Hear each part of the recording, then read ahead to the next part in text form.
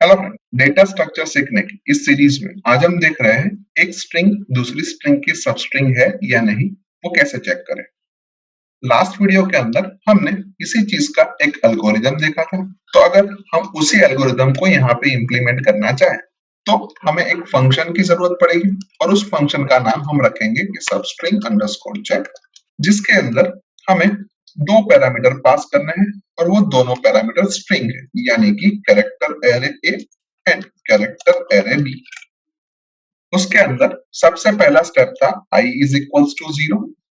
दूसरे स्टेप के अंदर हमने रिपीट स्टेटमेंट लिखा है, यानी कि हम यहाँ पे उसके लिए एक व्हाइल लूप ले लेते हैं और उस व्हाइल लूप की कंडीशन के तौर पे हमें लिखना पड़ेगा कि a ऑफ i की वैल्यू जब तक नल नहीं है तब तक हमें ये स्टेप्स को रिपीट करने हैं। थर्ड स्टेप के अंदर हमें पोजीशन की वैल्यू को i से इनिशियलाइज करना है। फोर्थ स्टेप के अंदर हमें j की वैल्यू को 0 से इनिशियलाइज करना है।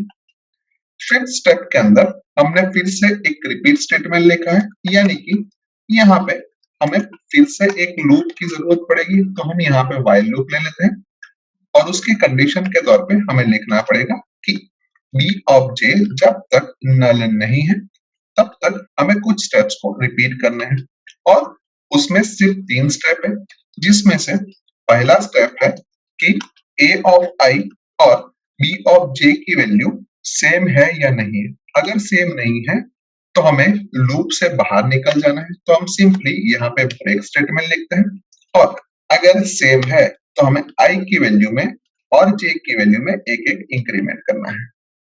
अभी ये लूप खत्म हो जाए उसके बाद हमें चेक करना है कि b ऑफ j की वैल्यू नल है या नहीं। अगर b ऑफ j की वैल्यू नल है तो हमें सिंपली यहाँ से पोजीशन की वैल्यू को रिटर्न करवा देना है, अदरवाइज हमें i की वैल्यू को पोजीशन की वैल्यू +1 से रिप्लेस करना है। और ये पूरा लूप खत्म हो जाए उसके बाद हमें एक रिटर्न स्टेटमेंट लिखना है, जिस रिटर्न स्टेटमेंट की मदद से हमें -1 को रिटर्न करना है। अब ये -1 का मीनिंग ये होता है कि हमें हमारी सबस्ट्रिंग नहीं मिलती है और यहाँ से हम जो पोजीशन की वैल्यू को रिटर्न करवाते हैं उसका मीनिंग ये होता है कि हमें हमारी सबस्ट्रिंग मिल जाती है। अभी हम -1 या पोजीशन की वैल्यू को रिटर्न कर रहे हैं और दोनों वैल्यू कोई नंबर है, यानी कि इस फंक्शन की रिटर्न टाइप के तौर पे हम लिखेंगे कि इंटीजर, यानी अब हमारी फंक्शन की डेफिनेशन क्लियर हो गई। लेकिन फंक्शन के अंदर 3 वेरिएबल का हमने यूज किया है, i, j और पोजीशन। जिन तीनों वेरिएबल को हमने डिक्लेयर नहीं किया है तो हम यहाँ पे डिक्लेयर कर देते हैं, लेट अस से integer i, j and position. अभी हम जब भी कोई फंक्शन बनाते हैं तो फंक्शन डेफिनेशन के अलावा function declaration as well as function calling जरूरी होता है। तो हम अगर यहाँ पे फंक्शन डिक्लेरेशन लिखना चाहे तो हमें लिखना पड़ेगा कि इंटीजर सबस्ट्रिंग चेक और उसके अंदर हम 2 स्ट्रिंग पास कर देते हैं, यानी अब हमारा फंक्शन का डिक्लेरेशन क्लियर हो गया। और फंक्शन कॉलिंग हम मेन के अंदर लिखते हैं, जहां पे हम लिखते हैं कि सबस्ट्रिंग अंडरस्कोर चेक और जिसके अंदर हम 2 पैरामीटर पास करते हैं, लेट अस से a एंड b। और अभी अभी हमने देखा कि ये फंक्शन हमें इंटीजर वैल्यू रिटर्न कर रहा है, यानी कि जो भी रिटर्न हुई वैल्यू है उसको हम पोजीशन नाम के एक तीसरे वेरिएबल के अंदर स्टोर करवा देता है। यानी हम ऐसा कह सकते हैं कि यहाँ पे जो हमने पोजीशन नाम के वेरिएबल का यूज किया है उसको हमें एज एन इंटीजर के तौर पे डिक्लेयर करना पड़ेगा, एज वेल एज दोनों स्ट्रिंग को भी हमें यहाँ पे डिक्लेयर करना पड़ेगा, लेट अस से character A30 and character B30। उसके बाद हम यहाँ पे एक क्लियर स्क्रीन स्टेटमेंट लिख देते हैं ताकि हमें कोई भी प्रीवियस आउटपुट दिखाई ना दे और लास्ट में हम गेट ch स्टेटमेंट लिख देते हैं।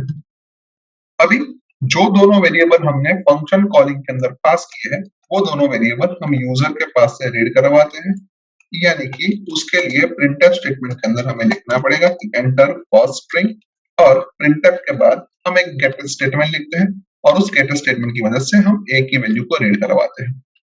सेम वे हम एक और प्रिंटफ स्टेटमेंट लिखते हैं और उस प्रिंटफ स्टेटमेंट के अंदर हम मैसेज के तौर पर लिखते हैं कि एंटर सेकंड स्ट्रिंग और उसके बाद भी हम एक गेट स्टेटमेंट लिखते हैं जिसके अंदर हम बी को रीड करवाते हैं। अभी दोनों स्ट्रिंग रीड करवाने के बीच में हम एक फ्लशऑल कमांड लिखते हैं ताकि हमारा बफर क्लियर हो जाए और हम जो भी फ्रेश वैल्यू इंसर्ट करें वो बी के अंदर जाए। नाउ पोजीशन की वैल्यू के अंदर -1 अगर हमें मिलता है तो उसका मीनिंग वो होता है कि हमारी स्ट्रिंग के अंदर हमें सब स्ट्रिंग नहीं मिल रही। तो हम चेक कर लेते हैं कि पोजीशन की वैल्यू -1 है, तो हम सिंपली यहाँ पे एक प्रिंटफ स्टेटमेंट लिख देते हैं और उस प्रिंटफ स्टेटमेंट के अंदर हम मैसेज के तौर पे लिखते हैं कि %s is not a substring of %s और फर्स्ट %s की वैल्यू हम b और सेकंड %s की वैल्यू हम a से रिप्लेस कर रहे हैं। अदरवाइज हम फिर से एक प्रिंटफ स्टेटमेंट लिखते हैं और उस प्रिंटफ स्टेटमेंट के अंदर हम मैसेज के तौर पे लिखते हैं कि %s is a substring of %s और वहां पे हम स्टार्टिंग पोजीशन को भी प्रिंट करवा देते हैं जिसके लिए हम %d लिखते हैं। यानी कि फर्स्ट %s की वैल्यू हम b से, सेकंड %s की वैल्यू हम a से और %d जो लिखा है उसकी वैल्यू हम पोजीशन से रिप्लेस कर रहे हैं। यानी अब हमारे प्रोग्राम का पूरा लॉजिक बन चुका है। थोड़ा से उसको हम एक बार टेस्ट करके देख लेते हैं। जहां पे फर्स्ट स्ट्रिंग के तौर पे मैं कंप्यूटर इंसर्ट कर रहा हूँ और सेकंड स्ट्रिंग के तौर पे मैं पुट इंसर्ट कर रहा हूँ, तो हमें आउटपुट के तौर पे मिल रहा है पुट इज अ सब string of computer and starting position 3, जो कि परफेक्टली सही है। एक और बार प्रोग्राम को टेस्ट करते हैं जहां पे मैं फर्स्ट स्ट्रिंग के तौर पे कंप्यूटर इंसर्ट कर रहा हूँ और सेकंड स्ट्रिंग के तौर पे भी कंप्यूटर इंसर्ट कर रहा हूँ, तो हमें आउटपुट के तौर पे मिल रहा है कंप्यूटर इज अ सब स्ट्रिंग ऑफ कंप्यूटर और स्टार्टिंग पोजीशन 0, जो कि परफेक्टली सही है।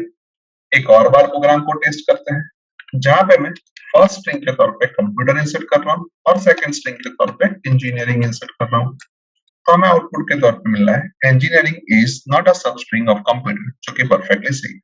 यानी कि हम ऐसा कह सकते हैं कि इस प्रोग्राम के थ्रू हम कोई भी स्ट्रिंग दूसरी स्ट्रिंग की सब स्ट्रिंग है या नहीं वो इजीली चेक कर सकते हैं, लेकिन हम सिर्फ 30 कैरेक्टर तक की स्ट्रिंग के लिए ही ये चेक कर सकते हैं। अगर हमें 30 कैरेक्टर से ज्यादा कैरेक्टर की स्ट्रिंग के लिए यही चीज चेक करनी है तो हमें साइज के अंदर चेंज करना पड़ेगा।